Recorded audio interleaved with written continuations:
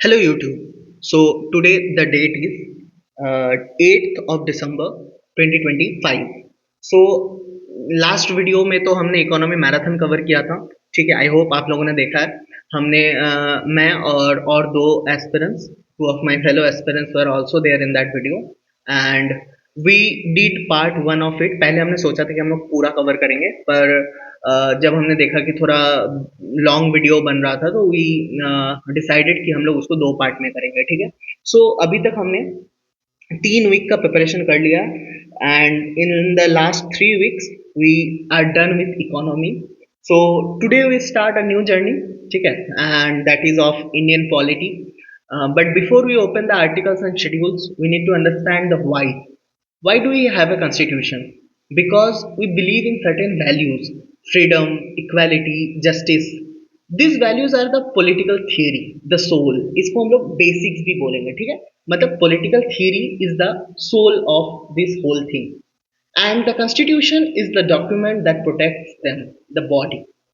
Today we cover three things. एक तो आपका पॉलिटिकल थियरी जो कि बेसिक्स है, फिर हम लोग कवर करेंगे कॉन्स्टिट्यूशन, इवोल्यूशन ऑफ कॉन्स्टिट्यूशन, और हम लोग एक चीज जो कवर करने वाले हैं उसको हम लोग आइडेंटिटी कार्ड भी बोलते हैं, प्रियम्बल जो कि है। ठीक है, तो एक ज्यूरिस्ट थे नानी पालकी वाला साहब, उन्होंने प्रियम्बल को आइडेंटिटी कार्ड बोला था, if I am not wrong, he was the one. ठीक है, फैक्चुअल डिटेल्स पे हम उतना फोकस नहीं करेंगे। ठीक है, so this was the intro for today's video.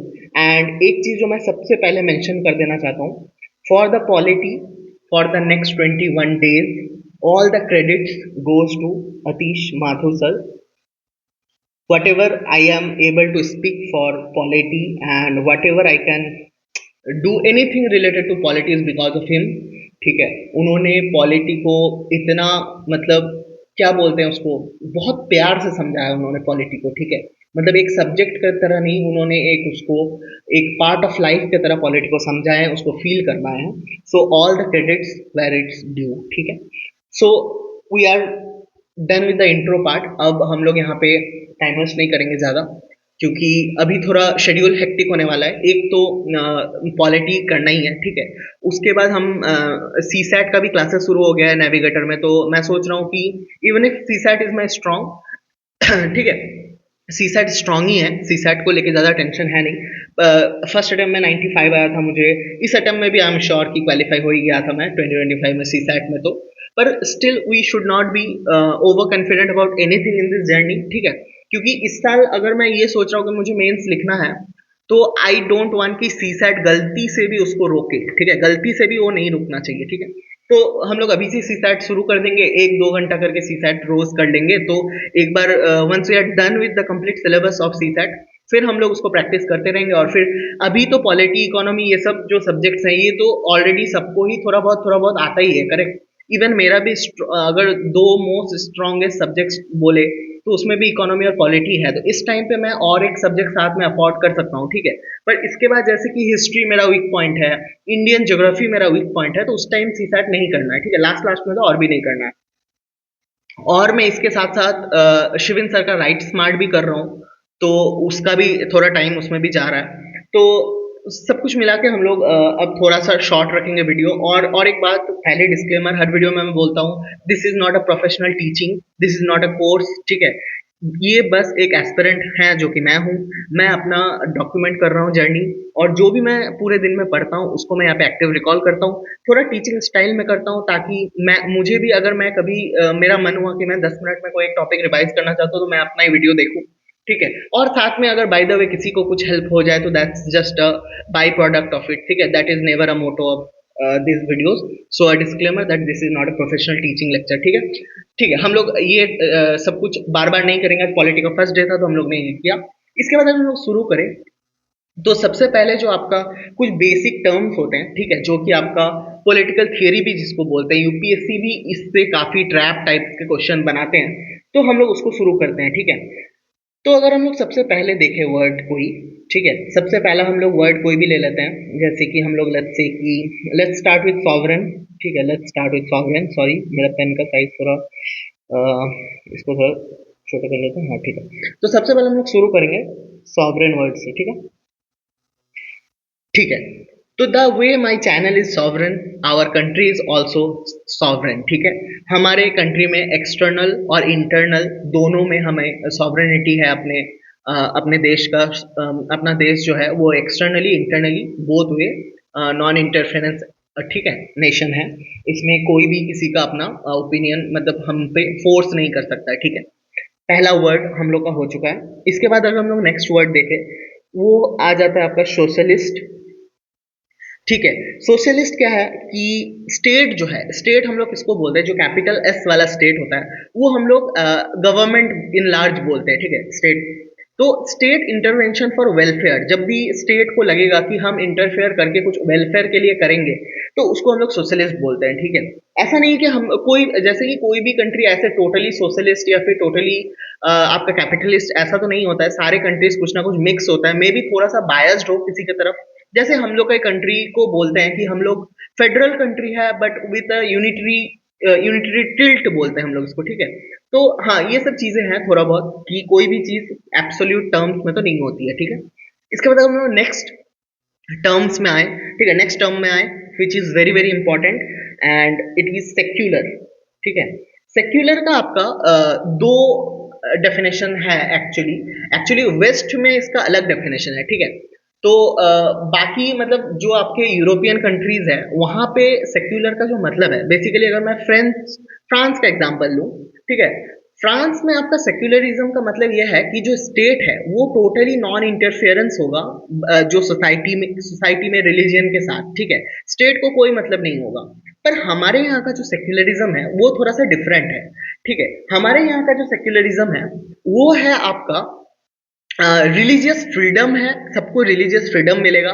कोई भी अपना बिलीफ को प्रैक्टिस कर सकता है, ठीक है, प्रोपागेट कर सकता है, ठीक है। हम लोग फंडामेंटल राइट्स में पढ़ेंगे, हमारे यहाँ राइट टू जो आपका रिलीजियन है या हमारे यहाँ फंडामेंटल राइट है, तो हम लोग उसमें इसको डिटेल में पढ़ेंगे। पर सेक्युलर जो वर्ड है इसका दो अलग अलग मीनिंग है, जैसे कि मैंने बोला। हमारे यहाँ पे क्या है कि हमारे यहाँ स्टेट का कोई फेवरेट रिलीजन नहीं होगा, ठीक है, मतलब थियोरेटिकली कोई फेवरेट रिलीजन नहीं होगा, ठीक है। और पर स्टेट को अगर कभी लगे कि स्टेट इंटरवीन करना चाहे कहीं पे तो वो कर सकती है, बट स्टेट का कोई फेवरेट रिलीजन नहीं होगा, ठीक है। हमारे पास रिलीजियस फ्रीडम होगा, करेक्ट। नेक्स्ट अगर हम लोग टर्म देखें तो हम लोग वो टर्म देखेंगे डेमोक्रेटिक, ठीक है। डेमोक्रेटिक, डेमोक्रेटिक का मतलब क्या होता है कि ये आपका रिफ्लेक्शन ऑफ पब्लिक विल होता है, ठीक है। इसका मतलब यही होता है कि पब्लिक विल का रिफ्लेक्शन दिखे हमें, ठीक है। और जो हमारे मिनिस्टर्स होंगे वो रिस्पॉन्सिबल होंगे लेजिस्लेचर पे, ठीक है। जैसे कि हमारे मिनिस्ट्री ऑफ फाइनेंस है, ऑनरेबल फाइनेंस मिनिस्टर जो हमारे हैं सेंटर के, निर्मला सीतारमन जी। तो वो लोकसभा के जो टुवर्ड्स है वो रिस्पॉन्सिबल है, ठीक है। वो लोकसभा के टुवर्ड्स रिस्पॉन्सिबल है, तो इनडायरेक्टली वो हम लोग के टुवर्ड्स रिस्पॉन्सिबल है, क्योंकि Lok Sabha is nothing but a representation of us, we the people of India, ठीक है। हम लोग का जो प्रियम्बल भी है जो कि हम लोग आज ही देखेंगे, तो प्रियम्बल में भी तो वही लिखा है ना, we the people of India, the source the power lies in the hand of us, and फिर हम लोग चूज करके भेजते हैं रिप्रेजेंट करने के लिए, करेक्ट, ठीक है। उसके बाद अगर रिपब्लिक को हम लोग याद करें, रिपब्लिक जो होता है, रिपब्लिक क्या होता है कि जो हेड ऑफ द स्टेट है, ठीक है, हेड ऑफ द स्टेट है। हमारे यहाँ हेड ऑफ द स्टेट कौन है? हेड ऑफ द गवर्नमेंट और हेड ऑफ द स्टेट दो अलग अलग चीज है, ठीक है। हमारे यहाँ head of the state honourable prime minister Narendra Modi ji नहीं है, हमारे यहाँ head of the state president है, ठीक है। Head of the state president है, जो honourable prime minister Narendra Modi ji है वो हेड ऑफ द गवर्नमेंट है, ठीक है। पर रियल पावर जो हमारे देश में है वो प्राइम मिनिस्टर के हाथ में है, क्योंकि हम लोग पार्लियामेंट्री गवर्नमेंट भी फॉलो करते हैं, ठीक है। हम लोग के यहाँ प्रेसिडेंशियल सिस्टम नहीं है, हम लोग के यहाँ पार्लियामेंट्री सिस्टम है, ठीक है। तो हम लोग जब हम लोग का जब आपका इंडिपेंडेंस हुआ था तो उस टाइम हमने बहुत जगह जगह से ना, मतलब कॉन्स्टिट्यूशन में हमारे चीजें इंक्लूड किया था, ठीक है। तो हमारा जो कॉन्स्टिट्यूशन है ये खुद का तो इंडिपेंडेंट है ही, पर हमने तरह तरह के कंट्रीज से, दूसरे दूसरे कंट्रीज से हमने बहुत सारी चीजें लिया है, तो ये एक मिक्स भी है, ठीक है। तो बहुत तरह की चीजें आपको हमारे कंट्री के जो पॉलिटिकल सिस्टम है उसमें दिखेगा, ठीक है। तो रिपब्लिक वही हो गया कि जिसका जो कंट्री का आपका head of the state elected हो उसको हम लोग रिपब्लिक कहेंगे, ठीक है। इसके बाद अगर हम नेक्स्ट वर्ड में आ जाए तो वो हम लोग लेते हैं जस्टिस, ठीक है। जस्टिस हमारे जो कॉन्स्टिट्यूशन है, ठीक है, उसमें 3 तरह का लिखा हुआ है, ठीक है। हम प्रियम्बल में भी इसको देखेंगे, सोशल, इकोनॉमिक और पॉलिटिकल जस्टिस लिखा हुआ है, ठीक है। और ये आपका क्रोनोलॉजी में लिखा हुआ है, ठीक है। आप लोग ऐसे ही मत सोचिएगा कि सोशल, इकोनॉमिक, पॉलिटिकल में किसी को भी आगे पीछे करके लिख सकते हैं, नहीं। सोशल, इकोनॉमिक, पॉलिटिकल का जो क्रोनोलॉजी है वो बहुत इंपॉर्टेंट है कि हमें सबसे पहले जो इंश्योर करना है कि सोशल जस्टिस हो, सोसाइटी में जस्टिस मेंटेन हो, ठीक है। जस्टिस मतलब कोई भी प्रॉब्लम का रूट कॉज हम लोग एड्रेस करेंगे, ठीक है। जो भी आपका इनइक्वालिटी प्रेवेलेंट है सोसाइटी में, उसका अगर हम लोग रूट कॉज एड्रेस कर दे तो हम लोग जस्टिस बोलेंगे उसको, ठीक है। तो सबसे पहले हमें इंश्योर करना होगा कि हमारा सोसाइटी में जस्टिस हो, सोसाइटी में हमारा जो इनइक्वालिटी का रूट कॉज हो वो एड्रेस हो, तो इसको हम लोग सोशल जस्टिस बोलेंगे, ठीक है। इसके बाद जो हम लोग मेक श्योर करेंगे, उसके बाद हम लोग मेक श्योर करेंगे कि सबसे पहले इकोनॉमिक जस्टिस हो, ठीक है। और उसके बाद हम लोग मेक श्योर करेंगे कि हमारा पॉलिटिकल जस्टिस हो, ठीक है। तो सोशल, इकोनॉमिक, पॉलिटिकल जस्टिस, ठीक है। इसके बाद अगर हम लोग नेक्स्ट वर्ड देखें तो वो है आपका लिबर्टी, ठीक है। लिबर्टी क्या होता है? लिबर्टी का दो मतलब होता है, ठीक है। एक पॉजिटिव मीनिंग होता है, एक नेगेटिव मीनिंग होता है, और एक PYQ भी है, ठीक है। अगर हम लोग सबसे पहले नेगेटिव मीनिंग देखें तो नेगेटिव मीनिंग है कि नो या फिर लिमिटेड एक्सटर्नल कंस्ट्रेंट्स, ठीक है। मतलब आपको जो हम लोग का प्रियम्बल में भी लिखा हुआ है, liberty of thought, expression, faith, belief और वर्शिप, इसका जो नेगेटिव इंटरप्रिटेशन है ये आपका लिमिटेड एक्सटर्नल कंस्ट्रेंट्स होगा, ठीक है। पर जो पॉजिटिव जो इसका मीनिंग है वो है आपका कि maximum development of one self, ठीक है। ये PYQ है कि आपको फुल फ्रीडम हो कि आप खुद का मैक्सिमम डेवलपमेंट कर सको, ये लिबर्टी का पॉजिटिव मीनिंग है, ठीक है। तो अगर आपको कुछ मतलब सिंगल चॉइस अगर कभी क्वेश्चन आ जाए, अगर दो मल्टीपल चॉइस आए, आप दो ऑप्शन चूज कर सको प्रीलिम्स में, तो आप ये दोनों को करोगे, ठीक है, कि लिमिटेड एक्सटर्नल कंस्ट्रेंट और maximum development of one self. पर अगर सिंगल चॉइस हो आपके पास तो आप पॉजिटिव वाला को चूज करोगे, ऐसे सर ने कहा था एक क्लास में, ठीक है। ठीक है, उसके बाद फिर भी इसमें भी डिस्क्लेमर है कि यूपीएससी फिर किसको करेक्ट मानेगा, वो यूपीएससी के हाथ में है। यूपीएससी एक ऑटोनोमस कॉन्स्टिट्यूशनल बॉडी है, तो उन पे ज्यादा किसी का चलता नहीं है। पर हम लोग को यही अभी तक पता है कि हम लोग को अगर सिंगल चॉइस का ऑप्शन मिले तो हम लोग पॉजिटिव मीनिंग को कंसिडर करेंगे, ठीक है। इसके बाद अगर हम नेक्स्ट वर्ड में आ जाए तो वो है आपका इक्वलिटी, ठीक है। इक्वलिटी, इक्वलिटी क्या है? Basically equality is basically absence of privilege, ठीक है। आपके पास प्रिविलेज नहीं होना चाहिए, ठीक है। सिमिलर ट्रीटमेंट होना चाहिए, ठीक है। स्टेटस एंड अपॉर्चुनिटी की मतलब पॉइंट ऑफ व्यू से मेजरली आपका इक्वालिटी होना चाहिए। इक्वालिटी और इक्विटी ये दोनों बहुत अलग अलग चीज है, ठीक है। हम लोग इसको आगे देखेंगे कि कैसे हमारे कॉन्स्टिट्यूशन में इक्वालिटी का भी बात किया हुआ है, इक्विटी का भी बात किया हुआ है, ठीक है। इक्विटी एक अलग चीज है, इक्वालिटी एक अलग चीज है। इक्वालिटी इज मतलब सिमिलर ट्रीटमेंट, पर जो इक्विटी है उसमें हम लोग जिसको जैसा नीड है उसको उस तरह से ट्रीटमेंट देंगे, ठीक है। ऐसा नहीं है कि सबको हम लोग एक जैसा दे दे, उसका नीड कुछ और था, हमने उसको भी वही दे दिया जो किसी और का था। तो ये this is not equity, this is equality, कि सबको हम लोग सेम टू सेम दे दिए, ठीक है। ठीक है, इसको हम लोग फर्दर बाद में देखेंगे, ठीक है। नेक्स्ट वर्ड अगर हम लोग आ जाए तो इसको हम लोग बोलेंगे फ्रैटर्निटी, ठीक है। Next word is fraternity. Fraternity क्या है? ये basically common sense of belonging है, एक ब्रदरहुड आप बोल सकते हो, इसको सिस्टरहुड भी बोल सकते हो, ठीक है। नो बायस, ठीक है। ब्रदरहुड बोल सकते हो, सिस्टरहुड बोल सकते हो। कॉमन सेंस ऑफ बिलोंगिंग होना चाहिए बेसिकली, ठीक है। ठीक है, इसके बाद अगर हम लोग नेक्स्ट वर्ड देखें तो वो है यूनिटी। यूनिटी तो आपको मतलब लिटरल टर्म्स में समझ में आ रहा है, सोशल या फिर कल्चरल हार्मनी हो आपका, ठीक है, यूनिटी हो, सब मिलकर रहे, ठीक है। इसके बाद एक टर्म जो हम लोग लास्ट देखेंगे आज के सेशन में वो है इंटीग्रिटी, ठीक है। इंटीग्रिटी क्या है कि आपका टेरिटोरियल और नेशनल इंटरेस्ट पैरामाउंट हो, ठीक है। आप कभी देश को धोखा ना दो, ये आपका इंटीग्रिटी होता है, ठीक है। तो this were the most important political theory basic term, ठीक है। हमने इसको देखा और हम लोग मतलब बहुत बहुत बहुत बहुत ब्रीफ में हर एक वर्ड को समझने का ट्राई किया हम लोग, और इसका एक्टिव रिकॉल कर लिया हमने। अब अगर हम लोग जो नेक्स्ट हम लोग का एजेंडा है, ठीक है, हम लोग का जो नेक्स्ट एजेंडा है वो है आपका इवोल्यूशन ऑफ कॉन्स्टिट्यूशन, ठीक है। इवोल्यूशन ऑफ कॉन्स्टिट्यूशन, तो अभी हम लोग जो देखेंगे वो है आपका इवोल्यूशन ऑफ कॉन्स्टिट्यूशन की how was this massive document created, ठीक है। अगर आपने कभी कॉन्स्टिट्यूशन पढ़ा होगा तो आपने देखा होगा कि कितना एक ह्यूज मैसिव डॉक्यूमेंट है ये, ठीक है। एंड हम लोग इसको लिविंग डॉक्यूमेंट भी बोलते हैं, ठीक है। ये एवरग्रीन डॉक्यूमेंट बोलते हैं कि ये अपने टाइम के साथ साथ चेंज होता है, ठीक है। इसमें चेंज करने का भी पावर है, इसमें ये भी पावर है कि आप इसका कुछ चीजों को चेंज ना कर सको। तो constitution is very very interesting thing to study about, ठीक है। और स्पेशली अगर आप तीश माथुर सर से पढ़ रहे हो तो फिर तो क्या ही बात है, ठीक है। And no disrespect to any other faculty, मैं तो बस उनका ही बात बोल सकता हूँ जिनसे मैं पढ़ा हूँ, ठीक है, करेक्ट। मैं ऐसा नहीं बोल रहा हूँ कि he is the only one और ही इज मतलब मैं ऐसा बिल्कुल भी किसी को डिसरिस्पेक्ट नहीं करना चाहता हूँ। मैं बस इतना कह रहा हूँ कि मैंने जिससे पढ़ा है मुझे वो बेस्ट लगा, ठीक है, एज सिंपल एज दैट, ठीक है। अच्छा, उसके बाद अगर हम लोग सबसे पहले इस इवोल्यूशन ऑफ कॉन्स्टिट्यूशन का देखें, ठीक है, तो इवोल्यूशन ऑफ कॉन्स्टिट्यूशन में जो सबसे पहला हम लोग देखें तो हम लोग को क्या क्वेश्चन आ सकता है कि इसका डिमांड कब हुआ, ठीक है। तो 1934 में जो एम एन रॉय थे, वो आपका पायोनियर ऑफ कम्युनिस्ट मूवमेंट भी उनको बोला जाता है, तो he was the first to ask for a constituent assembly, ठीक है। और जो इंडियन नेशनल कांग्रेस था उस टाइम पे, उन्होंने इसको ऑफिशियली डिमांड किया था 1935 में।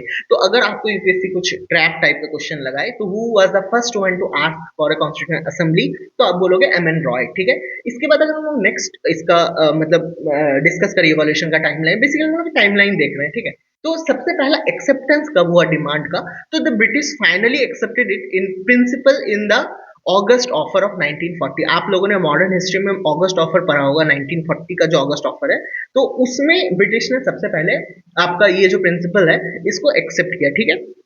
इसके बाद अगर हम लोग कॉन्स्टिट्यूशन या फिर क्रिएशन देखें तो वो असेंबली जो है, मतलब कॉन्स्टिट्यूशन इवोल्यूशन होने के पहले कॉन्स्टिट्यूएंट असेंबली का क्रिएशन हुआ था, ठीक है। तो अभी हम लोग टाइमलाइन कॉन्स्टिट्यूएंट असेंबली का देख रहे हैं पहले। तो असेंबली फाइनली आपका नवंबर 1946 में आपका क्रिएट हुआ, और आपका जो ये जो मतलब फॉर्मुलेट जो हुआ ये ब्रिटिश के द्वारा, वो आपका कैबिनेट मिशन प्लान के अंडर हुआ, ठीक है। इसमें एक चीज आपको याद रखना यूपीएससी के ट्रैप का, कि it was partly elected and partly nominated. अगर यूपीएससी ऐसा कुछ क्वेश्चन दे कि constituent assembly was totally elected या फिर कंप्लीटली नॉमिनेटेड या फिर कंप्लीटली इलेक्टेड, तो ये गलत होगा। आपका वो पार्टली इलेक्टेड था, पार्टली नॉमिनेटेड था, ठीक है। तो सबसे पहला जो इसका वर्किंग अगर देखें, तो और एक चीज नोट करना कि सबसे पहले जो कॉन्स्टिट्यूशन में कॉन्स्टिट्यूएंट असेंबली में जो सबसे पहला जो वो हुआ था, वो आपका ऑब्जेक्टिव रेजोल्यूशन था एक, मतलब ऑब्जेक्टिव रेजोल्यूशन नाम से ही पता चल रहा है कि एक रेजोल्यूशन था जिसमें ऑब्जेक्टिव लिखा हुआ था कॉन्स्टिट्यूशन का, और वो जवाहरलाल नेहरू जी ने पास करवाया था 13 दिसंबर 1946 को, और यही आपका प्रियम्बल बना हमारा बाद में जाके, ठीक है। पर प्रियम्बल सबसे लास्ट में ऐड हुआ था कॉन्स्टिट्यूशन में, पर प्रियम्बल का जो ऑब्जेक्टिव रेजोल्यूशन पास हुआ था, उसी से जो इंस्पायर होकर प्रियम्बल बना वो सबसे पहले हुआ था, ठीक है। पर ऐड सबसे बाद में हुआ था, ठीक है।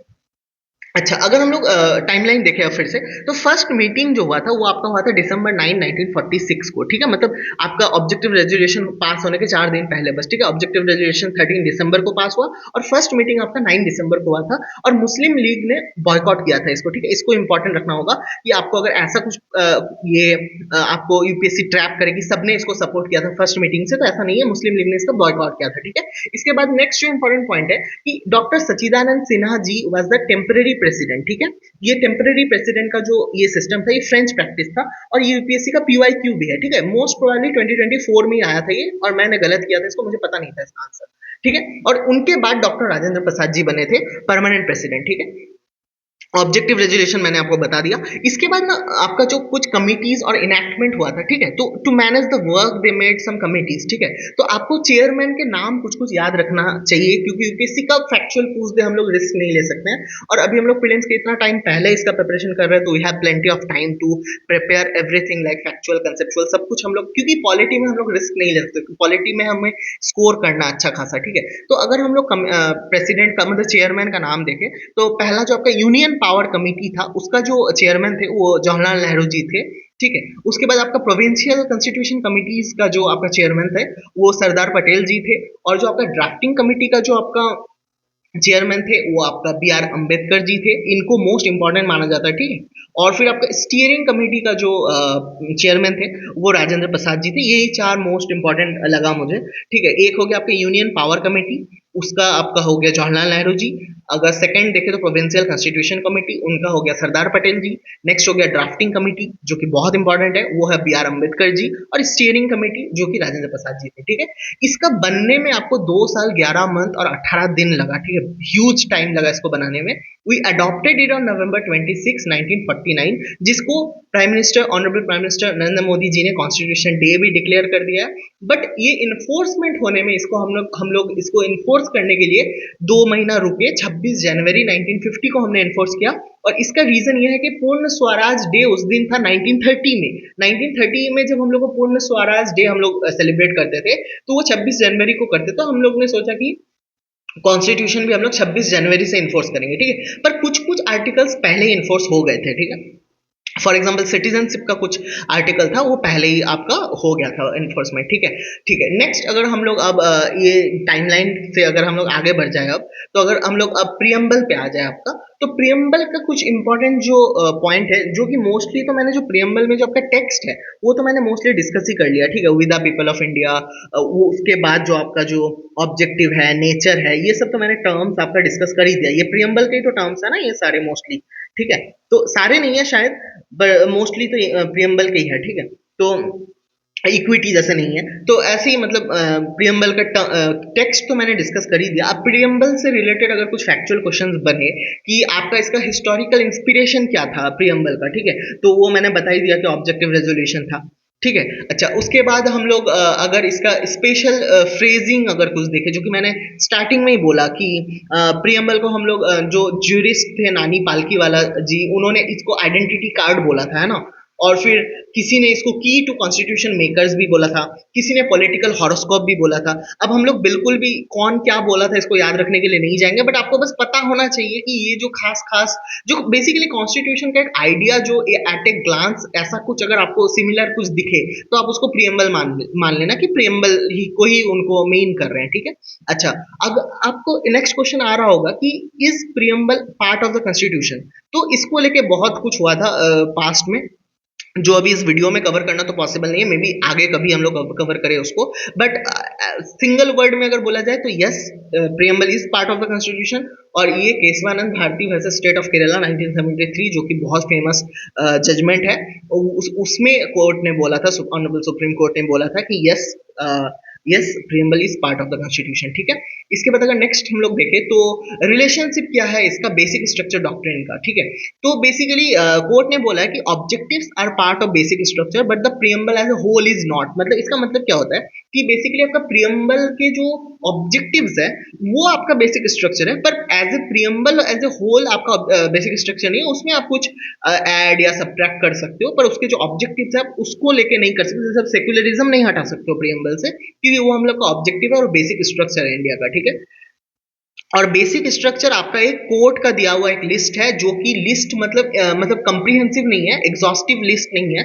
उसमें कुछ भी ऐड हो सकता है। कोर्ट ने इसको थोड़ा सा ब्लाइंड रखा है अभी बेसिकली, ठीक है। इसमें डार्कनेस है अभी कि मतलब कोर्ट ने डिफरेंट जजमेंट्स में कुछ कुछ चीजों को तो बता दिया है कि ये बेसिक स्ट्रक्चर है। जैसे फेडरलिज्म हमारे यहाँ बेसिक स्ट्रक्चर है, सेक्युलरिज्म हमारे यहाँ बेसिक स्ट्रक्चर है, पर और सारी चीजों का पूरा लिस्ट नहीं है कि इतना ही लिस्ट है बेसिक स्ट्रक्चर, ये हमारे पास अभी नहीं है, ठीक है। अच्छा, अमेंडमेंट प्रोसीजर अगर देखें हम लोग प्रियम्बल का, वो आपका अंडर आर्टिकल 368 में, ठीक है, स्टेट रेटिफिकेशन नहीं चाहिए आपका, तो इसको हम लोग ऐसे नॉर्मल लैंग्वेज में स्पेशल मेजोरिटी 2 भी बोलते हैं। मतलब स्पेशल मेजोरिटी 2 होता है आपका कि total membership 50%, more than 50% of the total membership और not less than 2/3 present and voting, जो आपका होता है स्पेशल मेजोरिटी 2। इसमें आपका अगर स्टेट रेटिफिकेशन भी जोड़ दिया जाए तो वो हो जाता है आपके स्पेशल मेजोरिटी 3। तो इसमें 3 नहीं चाहिए, इसमें आपका बस 2 चाहिए, मतलब बस 50% ऑफ द टोटल मेंबरशिप और not less than 2/3 present and voting, ठीक है। और आप और एक चीज याद रखो कि जो स्पेशल मेजोरिटी 3 है, जिसमें आपका स्टेट रेटिफिकेशन ऐड होता है, वो मोस्टली आपका उसमें ही होता है जिसमें फेडरल कुछ बात हो, ठीक है। ठीक है, इसके बाद अगर हम लोग ये देखें कि अभी तक क्या प्रियम्बल में कुछ चेंजेस हुआ है, तो यस, अभी तक प्रियम्बल में चेंजेस हुआ है। एक ही बार हुआ है, पर 3 चीज हमने इसमें ऐड किया था via 42nd constitutional amendment act 1976। और इसमें हमने 3 वर्ड ऐड किया था। एक हो गया आपका सोशलिज्म, एक हो गया आपका सेक्युलरिज्म और एक हो गया आपका इंटीग्रिटी। ये 3 वर्ड, सोशलिस्ट, सेक्युलर और इंटीग्रिटी, ये 3 चीज हमने प्रियम्बल में ऐड किया था via 42nd constitutional amendment act 1976। इसके आगे या इसके बाद में पहले कभी भी या फिर बाद में कभी भी प्रियम्बल में और कुछ अमेंडमेंट नहीं हुआ है, ठीक है। इसका अगर हम लोग लीगल स्टेटस थोड़ा सा देखें, तो ये आपका कोई भी लेजिस्लेटिव या एग्जीक्यूटिव पावर का सोर्स नहीं है, ठीक है। जैसे कि आपका डीपीएसपी है, तो लेजिस्लेटिव पावर का वो एक सोर्स है, क्योंकि डीपीएसपी का पर्पज ही ये है कि वो स्टेट को गाइडलाइन देंगे कि क्या लॉ बनाना चाहिए। हालांकि उसमें कुछ मतलब मैंडेटरी नहीं है, पर एज ए सोर्स तो है। बट जो आपका प्रियम्बल है, it's not legal, it's not a source of legislative और एग्जीक्यूटिव पावर की आप सिर्फ और सिर्फ प्रियम्बल के बेसिस पे कोई लॉ या फिर कुछ एग्जीक्यूटिव एक्ट कुछ आप नहीं कर सकते हो, ठीक है। और ना ही ये कुछ लिमिटेशन भी देता है, ठीक है। इसका कोई भी इंडिपेंडेंट कोई लीगल स्टेटस नहीं है, ठीक है। जजमेंट्स भी हम लोग इसके बेसिस पे सिर्फ नहीं दे सकते। Judgments also can't be given solely on the basis of preamble. और ये not enforceable in a court of law. मान लो आप प्रियम्बल में जो चीज लिखा हुआ है, ऐसा नहीं हो सकता फिर कि प्रियम्बल में कोई एक वर्ड लिखा हुआ है और फिर वो फंडामेंटल राइट में भी लिखा हुआ है, तो फिर ये नहीं होगा। मतलब ऐसा कोई वर्ड जो कि सिर्फ और सिर्फ प्रियम्बल में लिखा हुआ है और उसको आप फॉलो नहीं करते हो, तो आपको उसके लिए कोई कोर्ट ऑफ लॉ में नहीं लेके जा सकता है, ठीक है। तो basically it's not enforceable in a court of law, ठीक है। Cases can't be initiated solely basis of preamble. मैंने पहले ही बोला कि सोलली नहीं हो सकता, इसको याद रखना आप। सिर्फ और सिर्फ प्रियम्बल के बेसिस पे नहीं हो सकता है। अगर प्रियम्बल के साथ साथ और भी कुछ पावर उसको मिले, फंडामेंटल राइट मिले या फिर कुछ मिले, तो ही आप उसको कोर्ट में लेके जा सकते हो, ठीक है। अच्छा, इसको हम लोग मतलब ये बेसिकली एक सप्लीमेंट की तरह यूज कर सकते हैं हम लोग, ठीक है। Can be supplemented like as a referral source, आप इसको सप्लीमेंट कर सकते हो तो कुछ इन्फोर्स करवाने के लिए, ठीक है। तो आई थिंक हम लोग का जो आज टॉपिक था basics, political theory, constitution, preamble, हमने ये चीजें प्रीलिम्स के पॉइंट ऑफ व्यू से इसको कवर कर लिया, क्योंकि इनको समझाने का कोई अंत है नहीं, ठीक है। अगर आप माथुर सर का क्लासेस किए होंगे तो आपको पता होगा कि वो कितने डिटेल में समझाते, कोई और फैकल्टी में भी और डिटेल में, या फिर जिनका जैसा अभी कंफर्टेबल है, ठीक है। मतलब ये बेसिकली आप लोग का मतलब कोई लिमिट नहीं है इनको समझाने का, ये इतना डीप टॉपिक्स है। पर प्रीलिम्स के पॉइंट ऑफ व्यू से हम लोग इतना ही देखेंगे, एंड प्रीलिम्स में ये काफी हाई वेटेज टॉपिक्स है, तो हम लोग इसको थोड़ा सा अच्छे से पढ़ लिए, ठीक है। And I think we are pretty much done with this. ये वीडियो से काफी हद तक हमने इसको कवर कर लिया है, एंड होपफुली 2026 में 2 क्वेश्चन यही वीडियो से आ जाए तो विल बी वेरी लकी, ठीक है। तो sorry, today was the day one of our polity preparation, and I think इतना ही रखते हैं इस वीडियो को। और कल फिर हम लोग जो नेक्स्ट हम लोग का टॉपिक्स होगा फंडामेंटल राइट्स या फिर बेसिक स्ट्रक्चर, ये सब कुछ ना कुछ होगा, देख लूंगा मैं सिलेबस। कल इसका टेस्ट दूंगा, और कल टेस्ट देने के बाद आई विल पोस्ट, मतलब कल जब वीडियो आएगा उसमें आपका यहाँ पे टेस्ट भी इंक्लूडेड होगा। जो रेगुलर देखते हैं उनको तो पता ही है। तो या that is it for today, keep smiling.